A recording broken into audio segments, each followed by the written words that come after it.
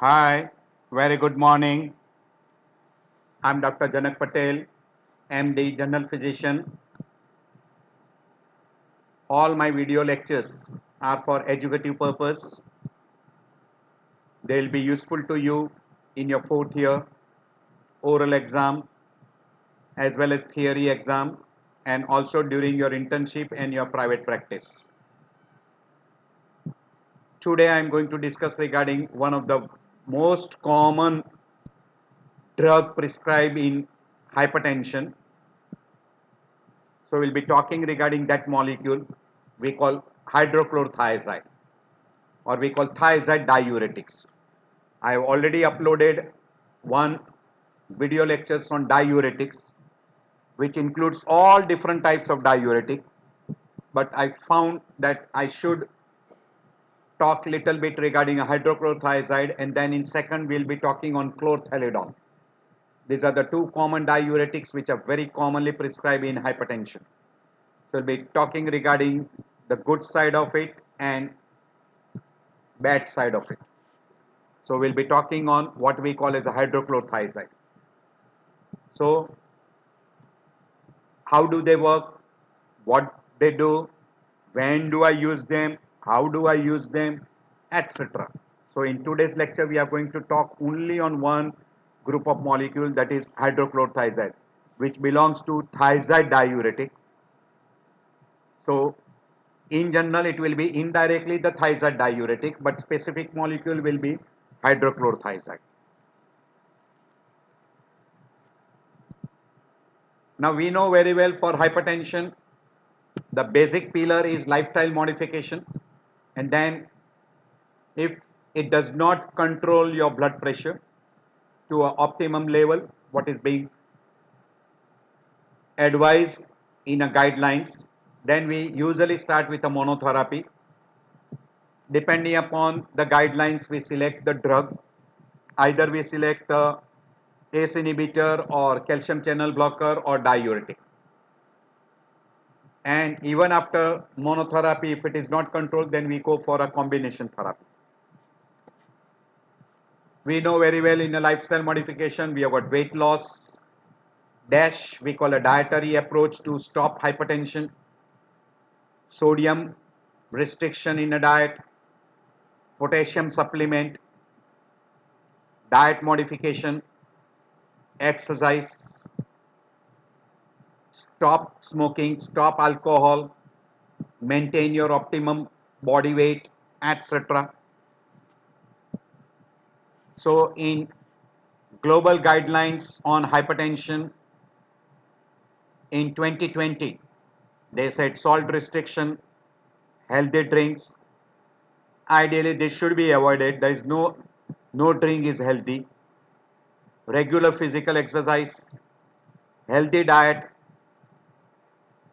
alcohol should be stopped, weight reduction if a person is having a high BMI, smoking should be stopped totally, reduce stress and induce mindfulness.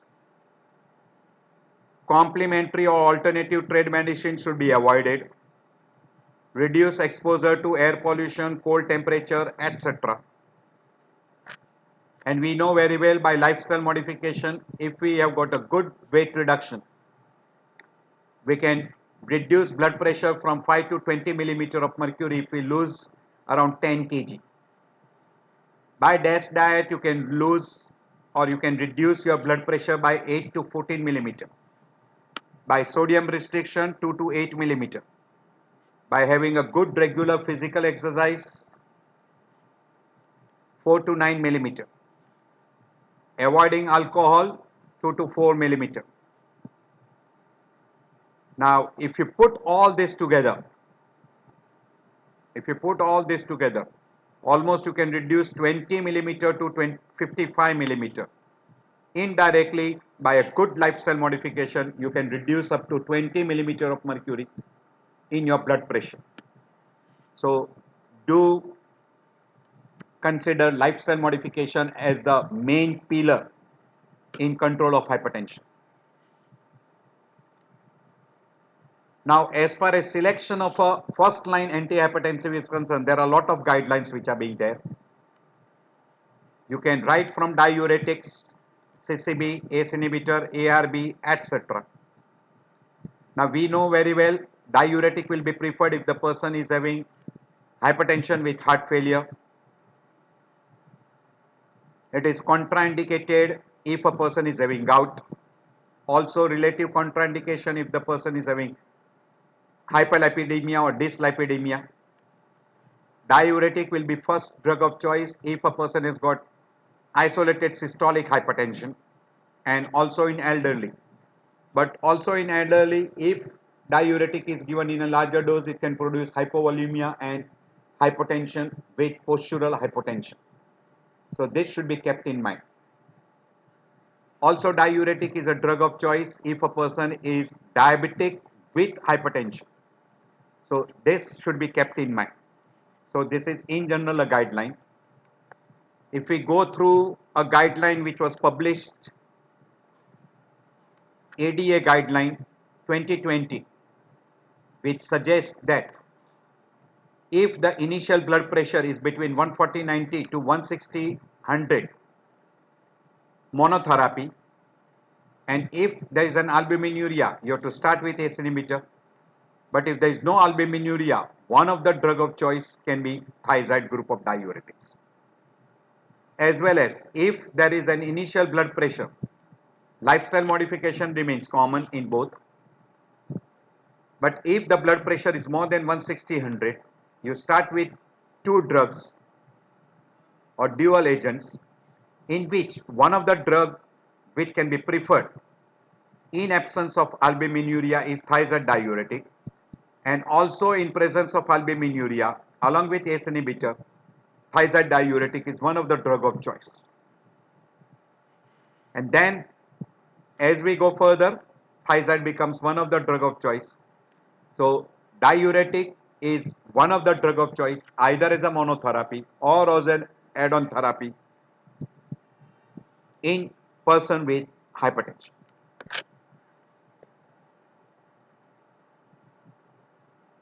In global hypertension practice, what we call as Indian Society, International Society of Hypertension 2020, in step 3, they have added diuretics, and in step 4 also diuretic is being added along with spironolactone.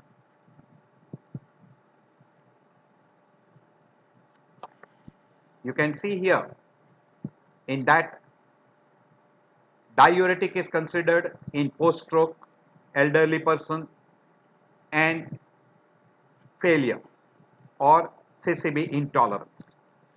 So in these 4 groups, post-stroke, elderly individual, in heart failure, and in CCB intolerance, it becomes a second drug of choice.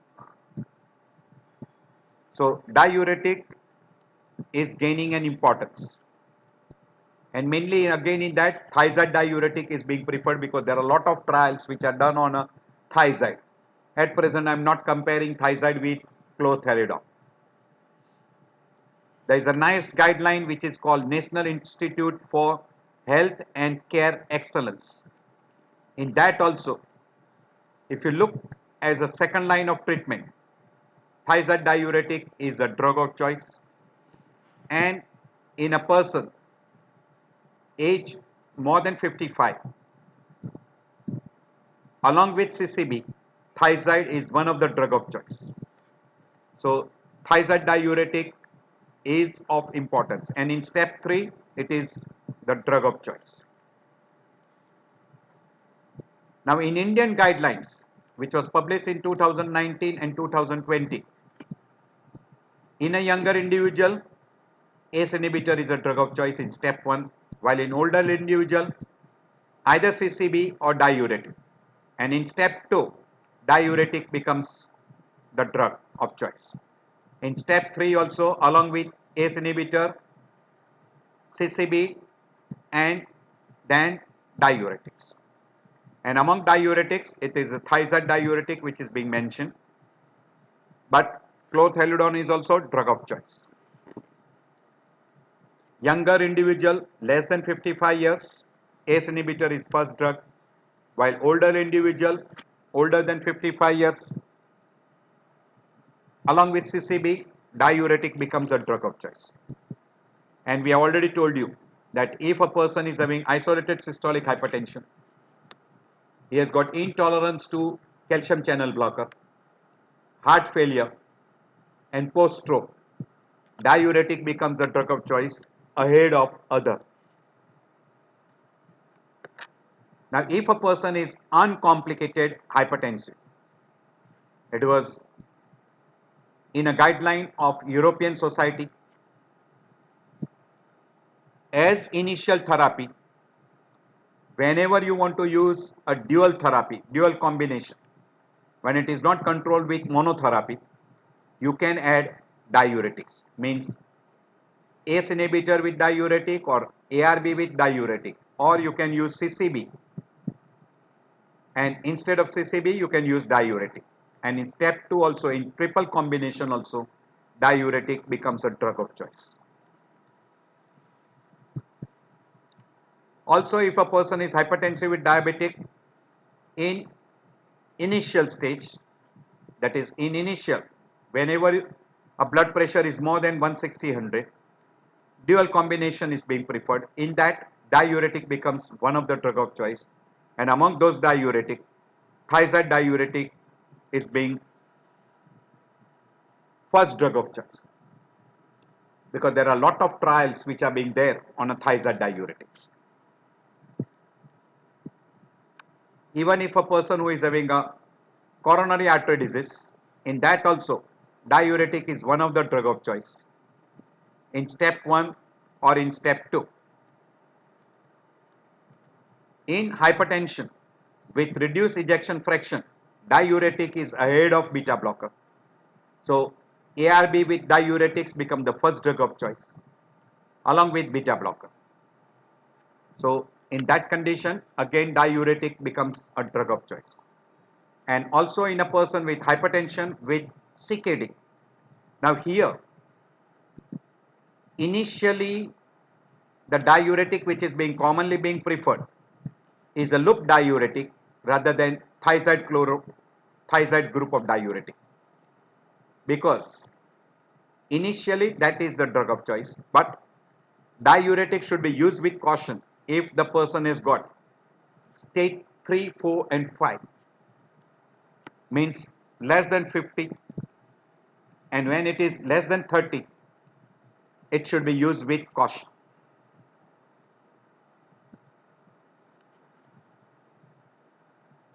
Now also, if the person who is having hypertension with atrial fibrillation, in step 2 in triple drug combination, diuretic is one of the drug of choice. So indirectly diuretic is one of the pillar in treatment of hypertension, pure hypertension or hypertension with what we call as a comorbid condition, or hypertension is associated with coronary artery disease, stroke, atrial fibrillation, heart failure with reduced ejection fraction. In all these conditions, we call compile indication. So in those conditions, diuretic is a drug of choice in good number of conditions. Now if we go through the diuretic, we know that hydrochlorothiazide is a benzothiazide which is having a medium efficacy, and it is acting by inhibiting sodium chloride symport which is present in a distal convoluted tubule. So thiazide belongs to medium efficacy group, while chlorthalidone belongs to thiazide like group, but it is a medium efficacy. It is also acting by inhibiting the sodium chloride symport pump. It is inhibiting by that. we are going to talk only of that class 2 groups, that is hydrochlorothiazide. So this particular thiazide group is acting on a distal convoluted tubule, and it is acting by inhibiting the reabsorption of sodium and chloride. And as the reabsorption of sodium and chloride is reduced, sodium and chloride is thrown out in urine. Along with that, good quantity of water is being thrown out. So you will lose volume plus sodium. So sodium is lost, along with that water is also lost. Urine output is increased, hence we get diuresis. That's why these are called diuretics. And that results in increased urine output. And it is one of the diuretic used for treatment of hypertension. So by that particular action, it promotes excretion of sodium chloride, and along with this, even potassium is lost, magnesium is also lost. So it will end up with hyponatremia, hypokalemia, hypochloremia, and as magnesium is also lost, hypomagnesemia. And because of decrease in the blood volume, there is a decrease in the blood pressure. And this decrease in the blood pressure is because of increase in diuresis. And also, as there is a loss of fluid volume, as there is a decrease in the blood volume, even a person who is having a chronic edema, where there is a volume overload, that will be reduced. Simultaneously, there is an unknown mechanism how, but it does produces vasodilatation. That is, it relaxes the blood vessel. And by relaxation of the blood vessel, it decreases the peripheral vascular resistance. And by decreasing the peripheral vascular resistance, it also helps in reduction in blood pressure. Now, if we know thiazide diuretic, chlorthalidone is thiazide-like diuretic, while hydrochlorothiazide is a thiazide diuretic. So, we are going to talk only on thiazide diuretic. So hydrochlorothiazide belongs to thiazide group of diuretic. Chlorothiazide also belongs to that. While thiazide diuretic are chlorthalidone and metolazone. And we have already told you it is acting on a sodium chloride pump in a distal convoluted tubule. And also it produces vasodilatation where exact mechanism is not known. Hence, this becomes a drug of choice in person with hypertension and person if there is a hypertension with heart failure. Also, even in absence of hypertension, if a person is having a heart failure, it can be used as a diuretic. Second two, what we call as loop diuretics like torsemide or furosemide. So thiazide diuretics inhibit sodium chloride transport, and their action is predominantly on a distal convoluted tubule. Some member of thiazides like chlorthalidone also acts on carbonic anhydrase inhibitor. We'll be talking separately on that. While hydrochlorothiazide, which is acting on a distal convoluted tubule, particularly by blocking sodium chloride transporter pump, and because of this, sodium and chloride is lost in urine, and as sodium and chloride is lost in urine, person develops hyponatremia, hypochloremia, and volume depletion. Also, there is an increased calcium reabsorption, and this is independent of parathormone. So, it will result in hypercalcemia, and hence this can be a drug of choice in a person with calcium stones. In proximal tubule, thiazide induce volume depletion and passive calcium reabsorption. Because of this, I've already told you, the person can develop hypercalcemia. So person with hypercalcemia, thiazide diuretic will be relatively contraindicated. So thiazide rarely causes hypercalcemia as a result of NAS reabsorption, but still you have to keep in mind. So as there is a slight increase in hypercalcemia, this can unmask the hypercalcemia due to other causes like hyperparathyroidism or malignancy, that is we call carcinoma, or even in case of sarcoidosis. Because it reduces the calcium in urine, you can utilize in a kidney stone, which is because of hypercalciuria, particularly calcium oxalate stones. And the action of thiazide depends on the part of renal prostaglandins production. The action of this thiazide can be inhibited by NSAID, because NSAID will block these prostaglandins. So if you use NSAID with thiazide diuretic, the action of thiazide diuretic will be reduced. So whenever you are using a hydrochlorothiazide, it should not be combined with NSAID, and also it should not be combined with even steroids.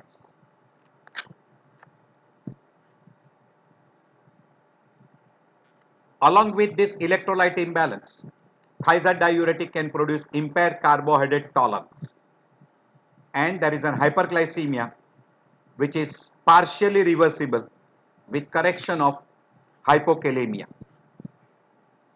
Hence, any person who is on a long-term use of hydrochlorothiazide, and higher the dose, the chances of impaired glucose tolerance is high, or we call person will be prone to develop what we call as an impaired IGT, impaired glucose tolerance test, and person will have hyperglycemia.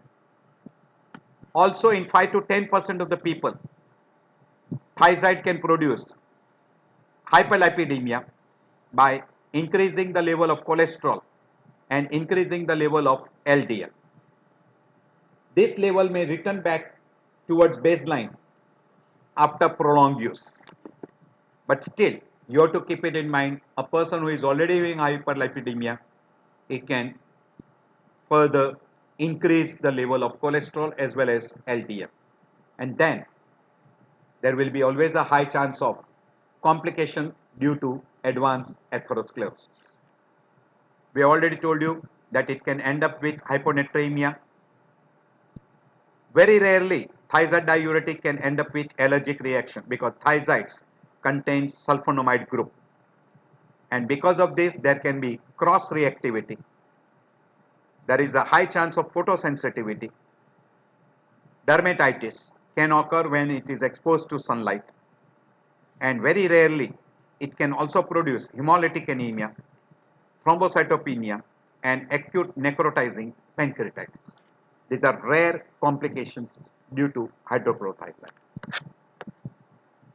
Hydrochlorothiazide can be utilized by and large as an antihypertensive. Very commonly it is 12.5 milligram which is commonly being utilized. But if you want to utilize the diuretic property, you have to use right from 25 milligram up to 100 milligram. Higher the dose means if you go above 50, the chances of hyperuricemia, hyperlipidemia, electrolyte imbalance like hyponatremia, hypokalemia, hypomagnesemia, hypochloremia, etc. becomes much higher. At the same time, chances of hyperglycemia, hyperlipidemia, and hyperuricemia also becomes higher. We know that chlorthalidone and metazolone are thiazide-like diuretic. They are having a longer duration of action. Hence, they have got little overhand above thiazide group of diuretics like chlorothiazide, hydrochlorothiazide. Whenever you want to use this group of diuretics, it should be administered in early morning. Intermittent dose schedule may be used for continuous control of edema. May be given with food or milk to minimize the GI irritation. Tablet may be crushed or mixed with the fluid to facilitate swallowing. Any one of this you can utilize. The most common dose utilized is 12.5 milligram. If you want to utilize as a diuretic, then you have to go the higher the dose. Maximum dose is 200 milligram. As I already told you, as you go above 50 milligram, the chances of all complications, that is electrolyte imbalance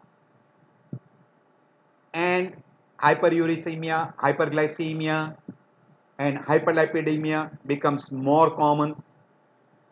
But as far as hypertension is concerned, very rarely a dose more than 12.5 to maximum 25 milligram is utilized. It can be given with food or without food, and by and large it is best in the morning to reduce diuretic effect during bedtime, so a person doesn't get sleep disturbances. The main indication is hypertension. Second indication is heart failure with or without hypertension. It can be utilized if a person is having nephrolithiasis due to hypercalciuria,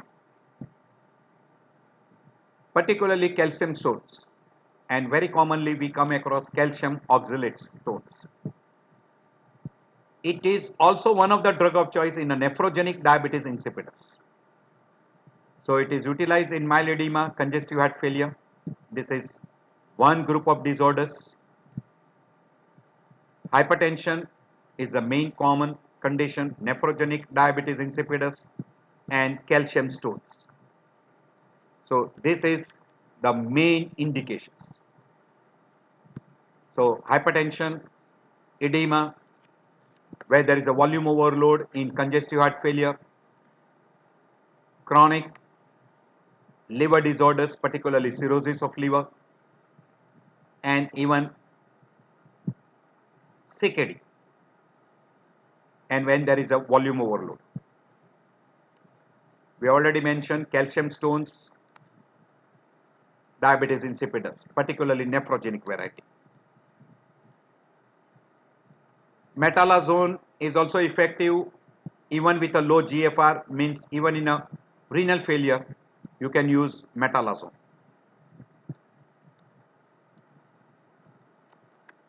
It can be utilized hydrochlorothiazide in lithium toxicity. Now because of higher the dose, there are some complications which are very common.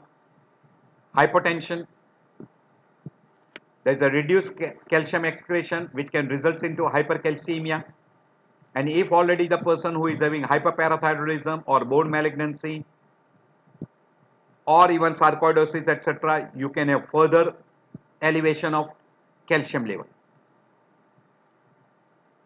Hypomagnesemia, hypochloremic alkalosis, hyperuricemia, hyperglycemia and hyperlipidemia.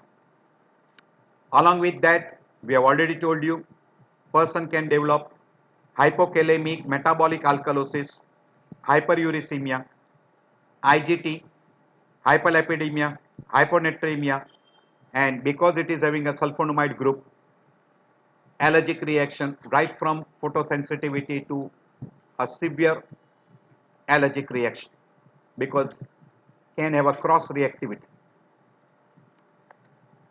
Some of the odd side effects like dizziness, hypotension, low potassium, photosensitivity, allergic reaction, muscle spasm. GI side effects are not so common, but some person do develop like nausea, vomiting, pain in abdomen, headache, etc. These are hypokalemia, hyponatremia, hypomagnesemia. As far as hyper is concerned, calcium, uric acid, glucose and lipids. So these are hyper, and secondary to chloride loss and potassium imbalance, person develops metabolic alkalosis. Volume depletion can produce hypotension, dizziness, etc. Some person do develop impotence. A person who is having a high risk for a renal failure may precipitate renal failure. We have already told you person will develop hypochloremic alkalosis, and it is not safe in pregnancy. So it should not be given in a pregnant female. And because of hypomagnesemia, person can develop torsada pointis and person can have sudden cardiac death. We already mentioned majority of this. Some additional like pancreatitis is a rare complications. Because of electrolyte imbalance, weakness, fatigability, paresthesia. Importance is probably because of volume depletion.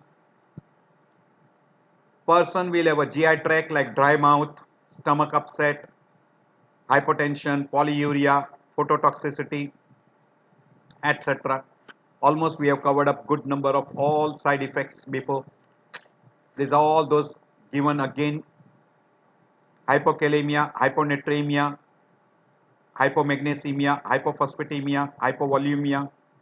These are all hypotension, while hyper is hyperglycemia, hyperuricemia, and hyperlipidemia. And secondary to loss of chloride ions, person develops hypochloremic alkalosis. And rare condition because of sulfonamide groups, Stevens-Johnson, SJ syndrome, very rare. Whenever you are giving a hydrochlorothiazide, and particularly in a larger dose and in elderly person, you should monitor blood pressure regularly. Self-monitoring should be advised. Take early in the morning. Maybe combined with other blood pressure medication, particularly ARB or with CCB. Whenever you are giving hydrochlorothiazide, avoid alcohol and avoid NSAID, because NSAID can decrease the effect of hydrochlorothiazide, and alcohol, as it increases diuresis, it will further worsen hypotension and can have dizziness and a fall. Even steroids should be avoided along with hydrochlorothiazide. By and large, hydrochlorothiazide should not be utilized if a person is having a CKD 3, 4 and 5. And there is a warning which is being usually given while using a hydrochlorothiazide, that it will increase gout, it will be prone for pre-diabetic, electrolyte imbalance, hyperlipidemia, and there is also risk of skin cancer. And as it is having a sulfonamide group, prone to allergic reactions, so should be avoided. There is also one remark that it should not be combined with decoxy. So I feel that this topic will be very helpful. Very commonly we are utilizing this in combination with ARB and with CCB, etc., in triple drug combination, in double drug, dual therapy, etc. Very frequently we are utilizing. By and large, common dose what we utilize is 12.5 milligram, but as we go for higher and higher dose, the chances of toxicity becomes higher and higher. The complications are more common. The most common complication is volume depletion, leading to hypovolemia, hypotension, and elderly individual can develop even orthostatic hypotension and can have dizziness and fall, and can even develop fractures. As far as electrolyte imbalance is concerned, hyponatremia, hypokalemia, hypomagnesemia, very common, along with hypochloremia. Secondary to hypochloremia, person develops hypochloremic alkalosis. As far as hyper is concerned, calcium is retained. So hypercalcemia, quite common. Uric acid is elevated, hyperuricemia. Glucose intolerance takes place, which will produce pre-diabetic and hyperglycemia. Even lipids are abnormal, like hypercholesterolemia, and hyper LDL level are also elevated. So we call dyslipidemia or hyperlipidemia, quite common. Along with this, I'm repeating again, being a sulfur molecule, there is a sulfur molecule inside this hydrochlorothiazide. So there is always a chance of photosensitivity, skin reactions, and very rarely SJ syndrome. They can have a cross reactivity with sulfonamides group of drugs.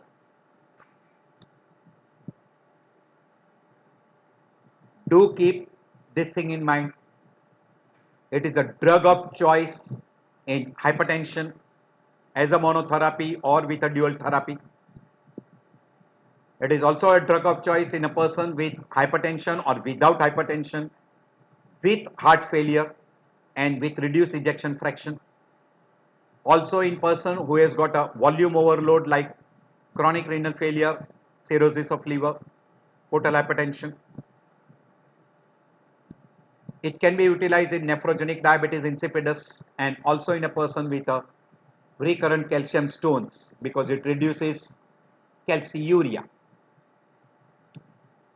So I think this topic will be very helpful to you.